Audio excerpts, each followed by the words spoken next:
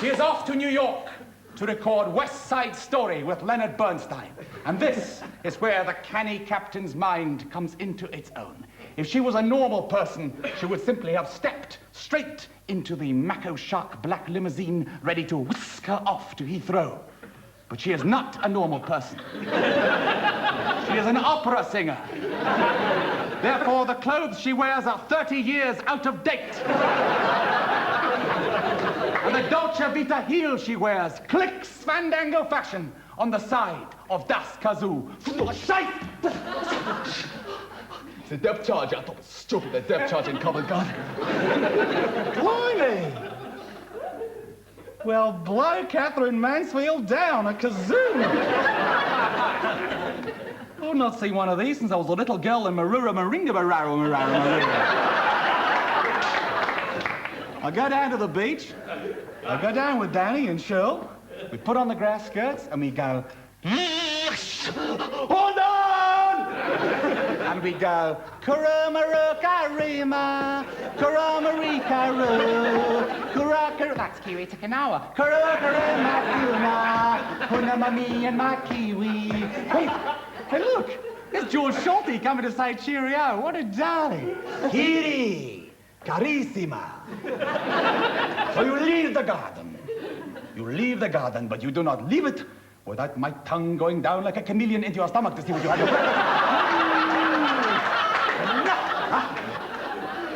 Bellissimo. Non vi devi biasimare. You are a bella, bella, beautiful woman. Leonard Bernstein will love every minute of you. Ah, yes. Even though his hair is piled up like Lucille Ball. And he looks like an ice blue petrified ice cream box. You're not afraid of this. You will have a great time. Off you go. Bye, George. Thanks for the waterbed. Oh, that is great, huh? Oh, that is terrific. Now we're off to New York. We'll never see Germany again. You're so stupid. You're so stupid and cowardly. This is a great opportunity, so we have to wait for maybe 10, 20 years till we get back to Germany. Here is an opportunity to do what Germans do best when they cannot create something. Yeah, we destroy something. We are going to this recording studio, yeah? They're making this West Side Story. So, we wait. We wait till there is perfect silence on those pine wood walls. And then we play the kazoo and ruin the recording. Give you the signal. Just as the perfect moment for destroying the recording, we go 1, 2, 3, 4, 5, 6, 7, 8, 9. Los! The recording will be kaput. And we will have our honor.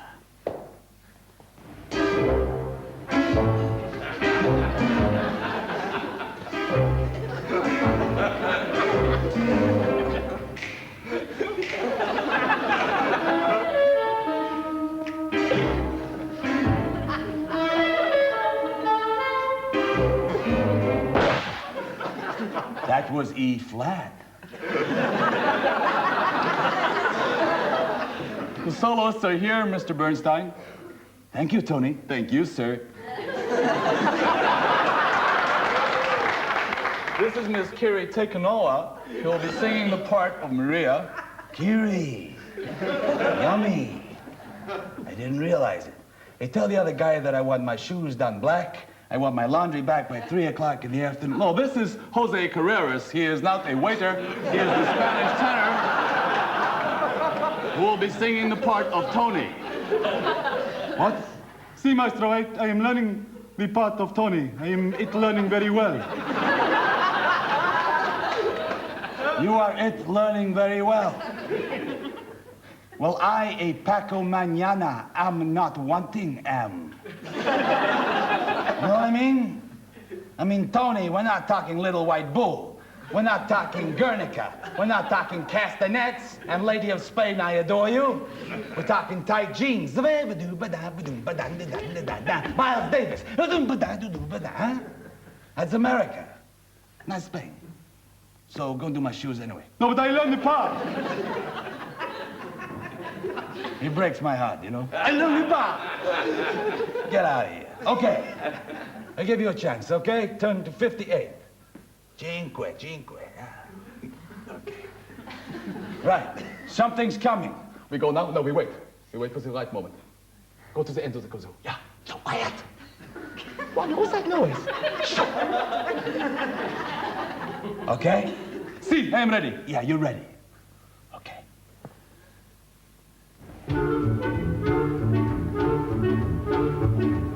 Could be. Who knows? Here's something new any day. I will know right away. Who knows it? Stand up! What are you doing? Could be. Who knows? It's ka. There ain't a pile of friggin' gardening implements at the beginning of each word. Huh? I'm sorry, Maestro, it's my accent. Yeah, I know it's your accent. But you're Americano, not Cesar Romero. No Mexicans. They don't come into this story. They don't even serve the dessert. Huh? Okay. You loosen up. Forget you're fighting the bull. You're singing a song, huh? Loosen the shoulders. We go? No, wait. Shh. I am ready. Okay. And.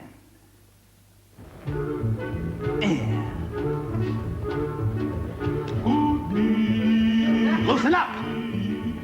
Who knows? It's not soft. There's something due any day. I will know right away. That's very good. Arriba! No! Not Arriba! Not come home, Speedy Gonzales. I mean, how many times I gotta do this? I'm 69 years of age. Look at the lines in my face. Imagine what my balls look like, huh? Now, obviously, you got a little memory problem. Your head's full of Don Quixote and the West Berlitz Guide to Eastern Spain. So we're gonna have to wake up the memory banks, right? Capiche? See, good. Which is my friend Miguel and Mike. They're from the Bronx and the Queens. And if you get a note wrong, they're gonna put so many holes in your head, you are going to look like an ocarina, right? See. Right. We go this time. Move along. But Maestro, I cannot sing. Shut up! Okay. Okay. Now everybody's relaxed. And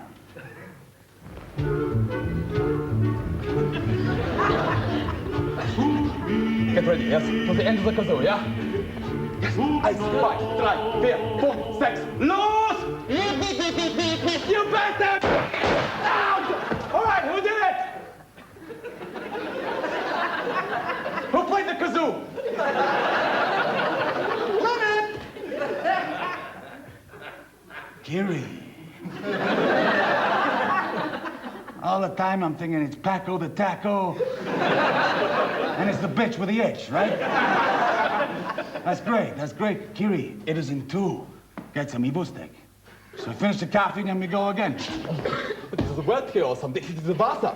Nein, nicht ein Wasser. It is a coffee. It is decaffeinated. I don't care if it's decaffeinated. We're drowning. Quick, climb up to the bit of tissue paper. Quickly. An, nice und. I am drowning.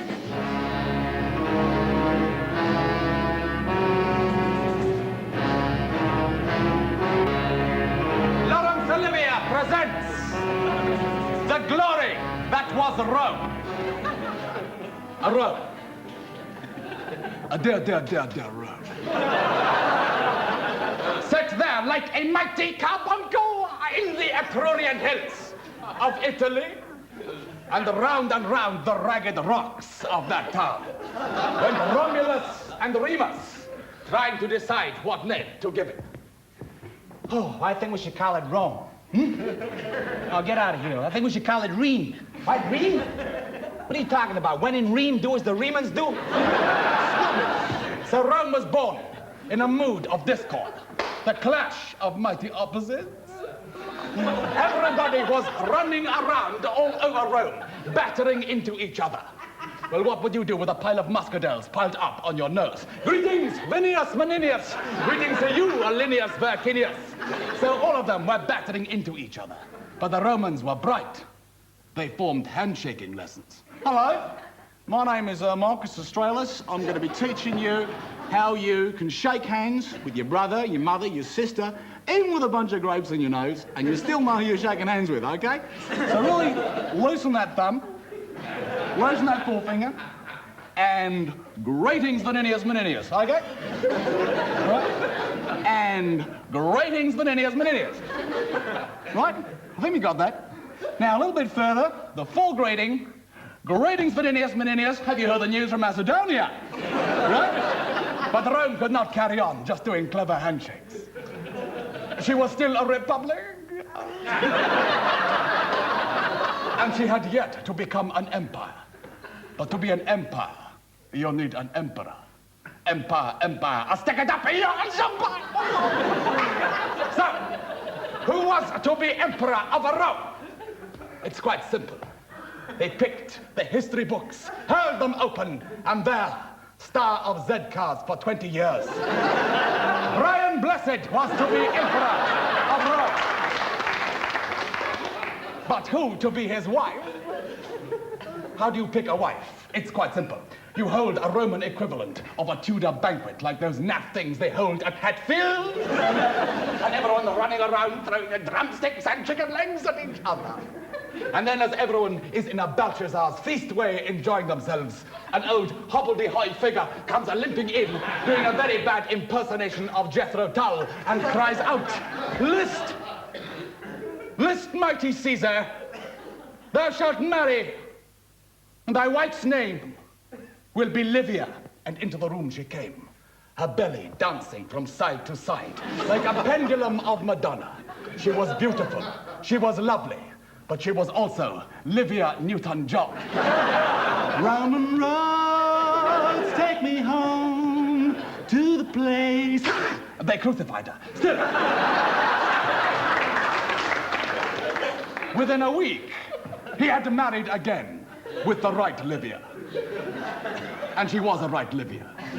And she bore him a strange son. Forth from her loins he came, twitching and pulling his face to left and right. It was Ian McKellen. They drowned him at birth. But because she was a fictional character, she was giving birth again, this time, two. Forth they came. The first one blowing out the alphabet and sucking it back in like a lexicographic whale. Who was it? Yes, it was Claudius. Derek Jacobi, mewling, awake, puling. Obviously destined to be an emperor of Rome. But the other was a very different kettle of piscators. Blue eyes, big, rosy red Augustus who would not eat his soup cheeks. He was healthy. He was fat. He could not live. So they took him up into the mighty Tiber and lowered him like a Kentucky Fried Chicken straight into the water. And as they did so, all were struck by the fact that his eyes never left the surge. Wherever they moved him to left, moved him to right, even wrote, "Kilroy was here." His eyes would not leave his reflection. They called him Wogan. So, while the other boys were off in the Etrurian hills, practicing the postures of famous classical sculpture, Wogan was off in the other hills, learning how to play golf with his old friends Kenny Lynch and Sean Connery. There he is. We leave him in that Publius happiness of childhood. But meanwhile, what is happening in Rome? Brian Blessed has got to go and do cats. So who can be the new emperor? Caligula. John Hurt can be the new emperor of Rome. Look at me! Look at me shifting my sentences up and down in a strange Grampian sort of way. And then when I choose the precise moment, my sentence goes up like an Innsbruck ski jump into a weird and peculiar intonation. Come, all of you. Pull out last year's Christmas wrapping paper, pull it tight between your legs, and mince around the set. Mince to left, mince to right, and you, go forth you. and get me chicken wire and bits of old plaster of Paris, that I might heap them upon my head, so I might be the elephant man. Come, all of you, you often get me these things. And so they did. In every direction they went, to left, to right. And as they did so, Rome became weak. Her borders were unprotected.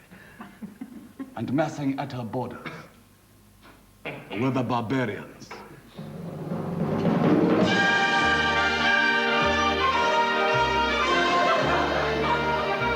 From every direction they came. From the north, the Visigoths, led by Jack Palance. From the east, the Ostrogoths, led by Tony Curtis. And worst of them all, the Quins, led by Zorba, the Quin. What? Be you amazed? Look down there upon Rome.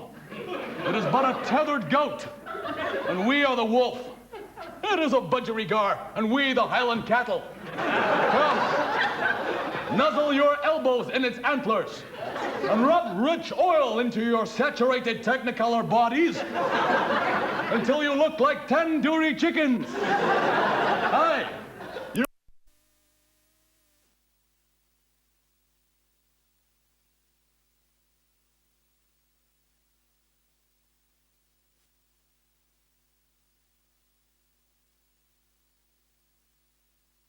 Threw away their swords, threw away their bows, threw away their shillelaghs, and sat down and had a chat show.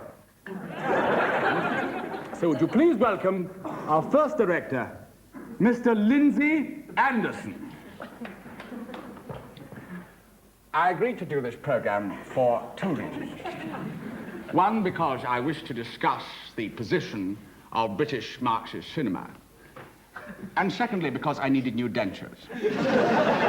And I think there might also be another reason, and that it is I wanted to make it quite clear that I bear no malice towards those directors who have single-mindedly destroyed the British film industry, which I, of course, helped to create. Anyway, I'd like to begin now with a film I made 20 years ago called The Big White Milk Float. And here it is.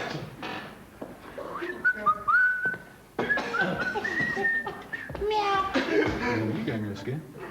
Is there someplace? I'll bring some beer if you want. All right, then.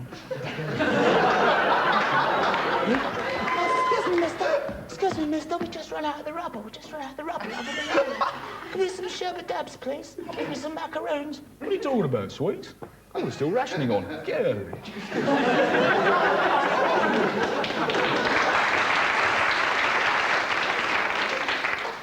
Even after 20 years, it's still a very sophisticated piece of work.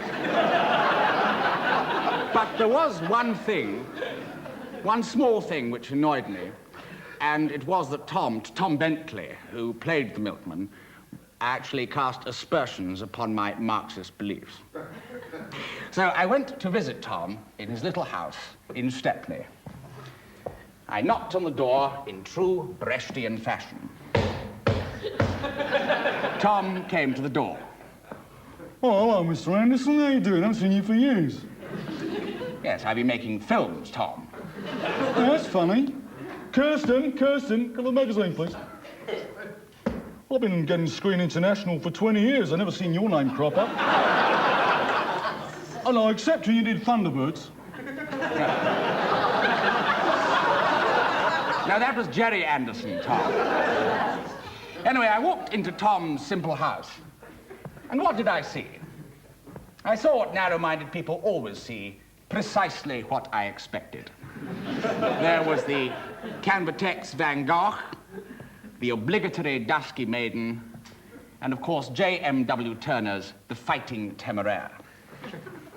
I see you have The Fighting Temeraire, Tom. Yeah, it's a very nice painting. It's beautiful.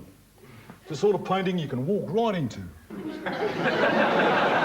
And what if we were to walk into The Fighting Temeraire? What would we see? There is the sun, dancing in the heavens, like a bright ball of wool. And over to the left, the mighty Temeraire, tattered veteran of Trafalgar, being pulled by the black packet steamer. And there, perhaps in the foreground, is Turner painting.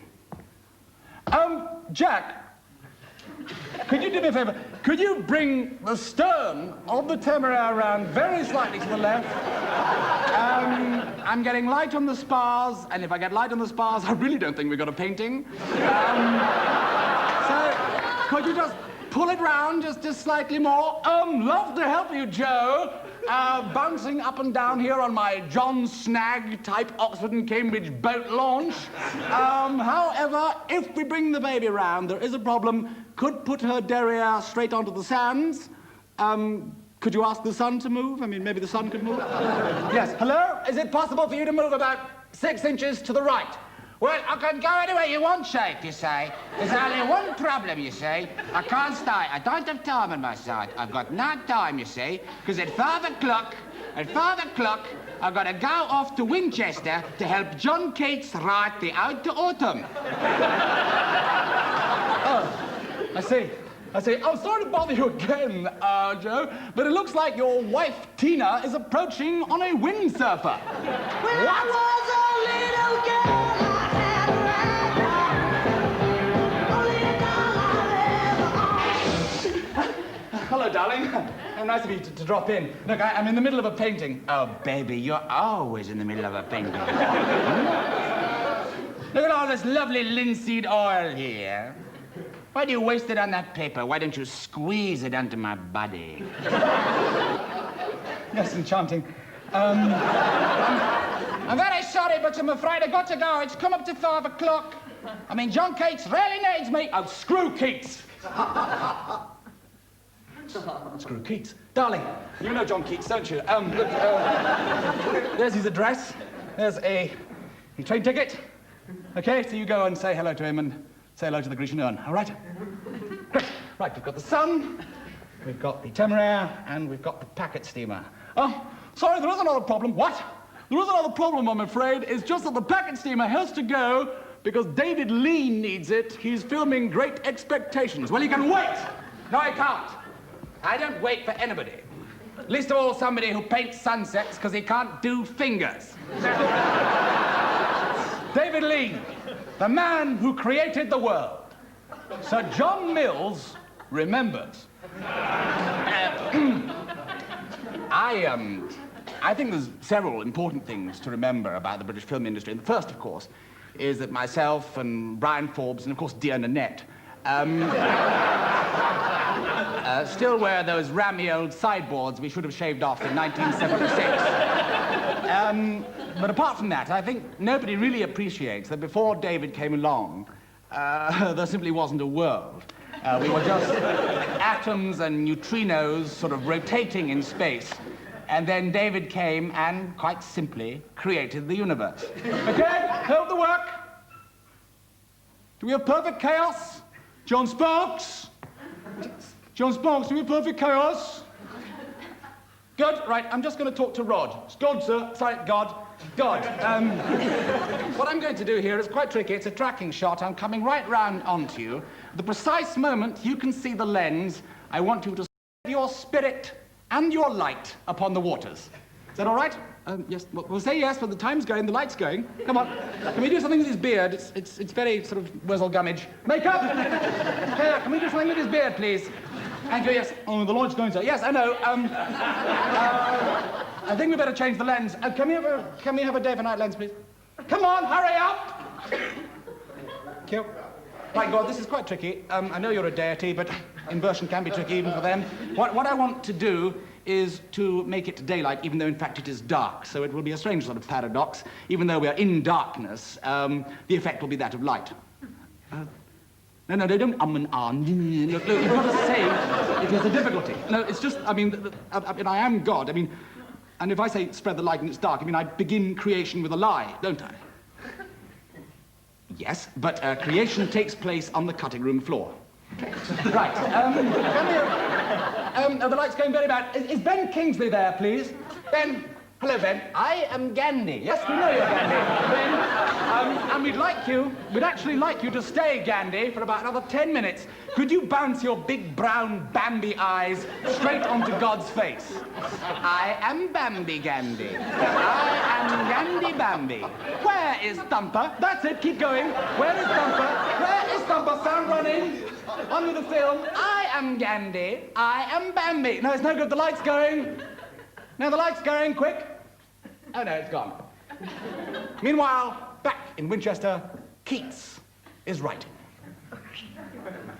Season of mists and mellow fruitfulness, close bosom friend of the maturing sun. Bloody sun gone. Hello? Hello? What do you want? Nice garden you got here. Asphodels, chrysanthemums, gladioli. Now, if you was a gentleman, you'd pick me one. Yes, of course, how churlish of me.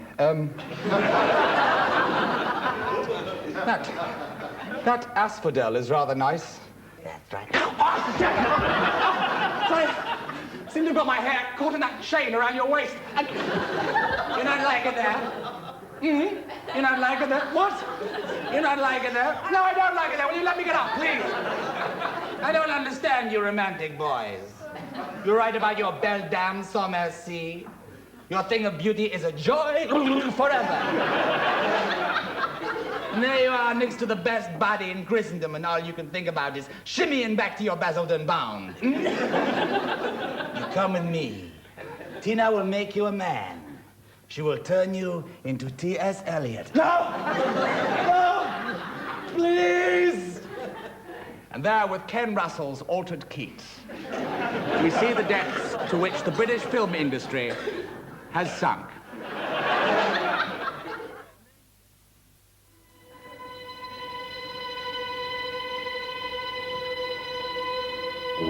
Meryl Streep. Robert Redford. In Out of Africa, I had a farm of accents. Every day I would water my accents, hoping that one day they would grow up into Oscars. I watered my Sophie's Choice accent, my Silkwood accent, even my Daffy Duck accent. I was the only person in Out of Africa with an accent. Robert Redford did not have an accent. And although Klaus Maria Branda had an accent, he was aware most of the time with syphilis.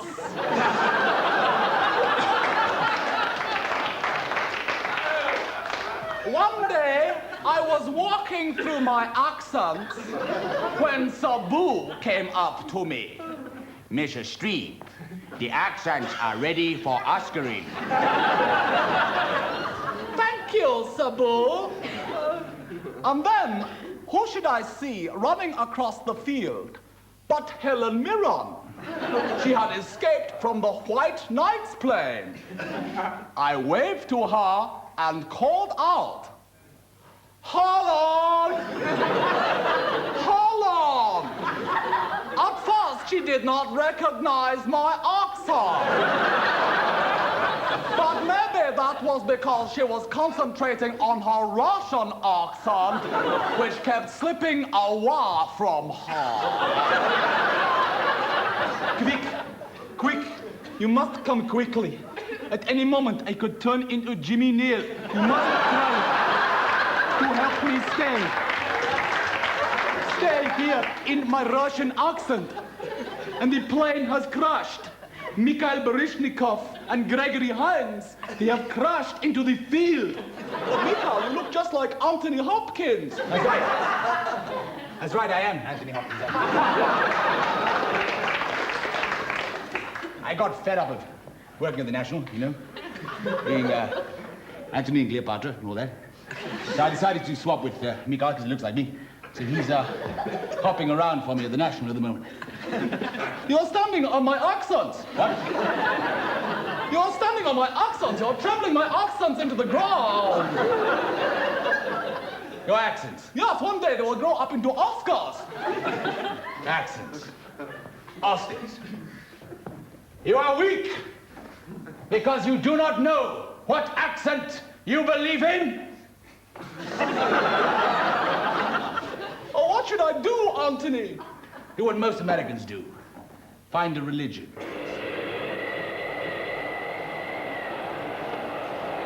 And there was war in heaven. Lucifer, Mammon, Beelzebub, all rebelled against the Lord, for he had worked with David Lee. And up they went to heaven, blowing those naff brass trumpets that you buy in Islington antique shops, clear into his face. And the Lord was wroth, and he held them and hurled them like a canister pack down to hell.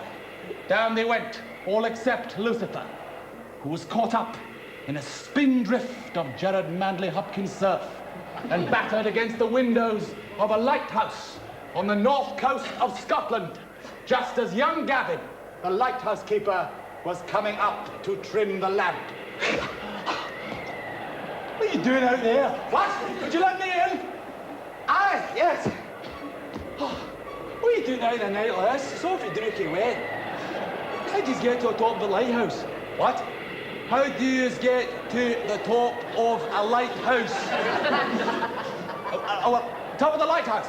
I was hand gliding. I was on the cliff and I just hand glided. That's strange. What, in the middle of the night? The middle of the night? Yes, yes, even in the middle of the night. It's more fun that time. Well, you'd want a toddy or something. A what? You'd want a toddy. That's whiskey and hot water and a bit of lemon and that. You know, push it down your throat, stops you getting all peely-wally. Oh, yes, thank you. Well, we're just about to hear tea. Just want to come down and join us. Have your tea, yes? So, Satan followed Gavin down the circles of the lighthouse to the little parlour where old Fergus, the father, was sitting at the head of the table. Vader, there's a man here. A man? Morag, cover your ankles, you shameless bitch. So what are you doing out on a muckle night like this? I was hand gliding. You were what? I was hand gliding. Oh, you'll be a novelist then. We were just about to hear tea. You want to sit down? Yes, I'm going to say grace. Any objections? No. You're near Catholic, are you? Lapsed. Right. Father, look down on us here as we gorge our bloated bodies upon this circular milliliter of fish finger. If for 1 second we enjoy it, send us piles, herpes, housemaid's knee in the back of our necks, oh, Father. May we die writhing in agony. Amen. You may eat if you have the stomach. Thank you. So Satan stayed in the lighthouse, and he learned how to fish, land mackerel, wear big Tony Soper jerseys. Oh, there were bad times. Oh, there were indeed bad times. But there were good times, too. With Morag.